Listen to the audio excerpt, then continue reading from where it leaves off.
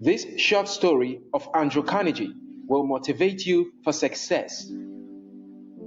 Andrew Carnegie was just as complex as he was rich. He was armed with just 5 years of schooling.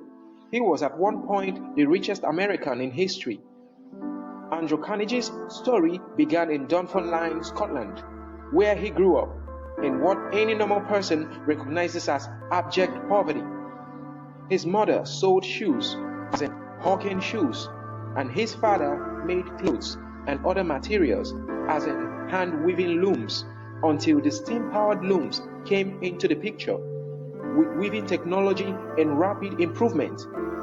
Andrew Carnegie's father's loom weaving business crumbled. With this increase in technological advancements, watching his father suffer as he begged for work impacted and motivated him greatly. In 1848, Andrew Carnegie's family traveled out of Scotland. After selling all of their possessions and borrowing £20, they traveled to the land of opportunity, America. They restarted their lives from scratch, but they still found themselves unable to escape hardship. His father and mother both struggled to find work, leaving Andrew with no choice than to drop out of school to support his family. And finally, he was able to get a job at the local telegraph office, the Atlantic and Ohio Telegraph Company.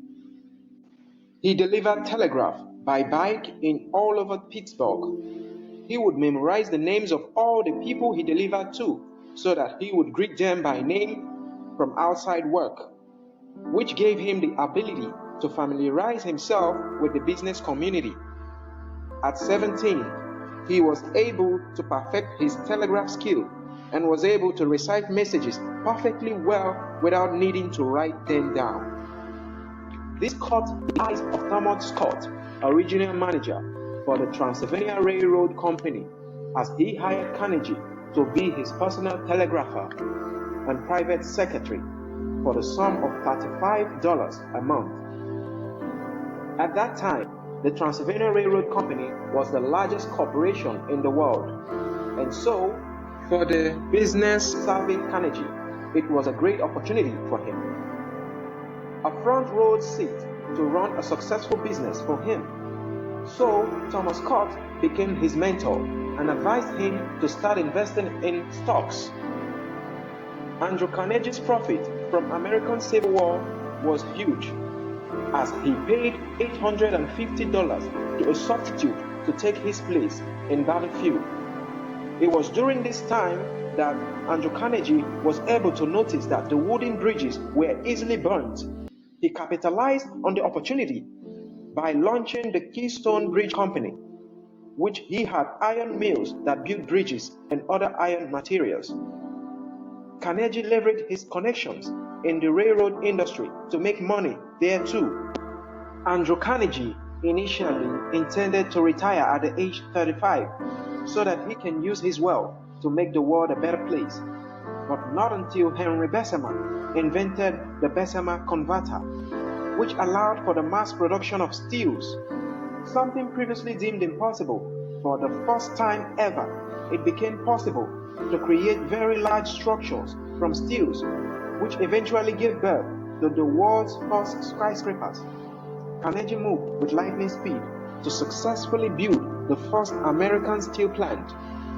He hired the very best engineers and architects that money could buy, and always pushed his workers to their maximum intellectual capabilities. As technology continued to advance, he replaced most of his workers with machines that don't sleep or rest, unlike humans. Carnegie's philanthropic impact was very great, even though he was hypocritical and made up slanders to put his competitors out of business. But the question is, how can a man who committed such sins become a saint?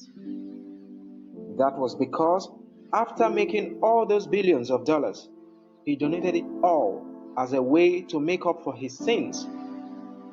Making money is a great feeling, but the better feeling should be in giving.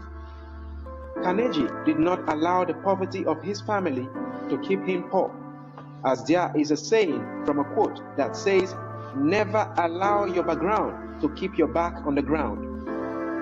Mr. Carnegie came from a poor background. Mr. Carnegie worked hard and was motivated to create wealth by the poverty of his family, which is opposite to what most young people would have done at that time. Don't ever feel pity for yourself for any reason, because doing that will only demotivate you and make you keep feeling that you will never be able to escape poverty.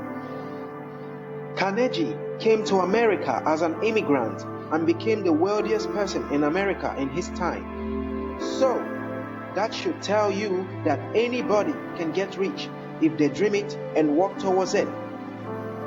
Thank you for staying to the end of this video. Like and subscribe to our YouTube channel. Share our videos to your friends and family. Thank you and one love.